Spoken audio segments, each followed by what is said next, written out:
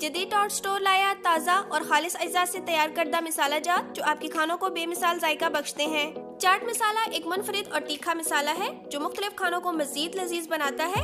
इसमें हरी मिर्च और दीगर मसाला जात शामिल हैं जो जायके में तेजी और खटास पैदा करते हैं। इसे फ्रूट चाट, दही बले, गोलगप्पे, चना चाट और दीगर स्नैक्स पर छिड़क कर इस्तेमाल किया जाता है। सालन मसाला रवायती खानों के लिए एक बुनियादी जुज़्व है जो सालन को खुशबूदार और जायकेदार बनाता है। इसमें मिर्च, हल्दी, धनिया, जीरा, गरम मसाला और दीगर खास अज्जा शामिल हैं जो सालन की लज्जत को बढ़ाते हैं। इसे सब्जियों, गोश्त, दालों और मुख्तलिफ सालनों में शामिल किया जाता है ताकि खाना मजेदार, खुशबूदार और भरपूर जायकेदार हो। सालन मसाला हर बावर्ची खाने में एक लाजमी जुज़्व के तौर पर इस्तेमाल होता है। फिश मसाला मछली के खानों के लिए तैयार किया गया है।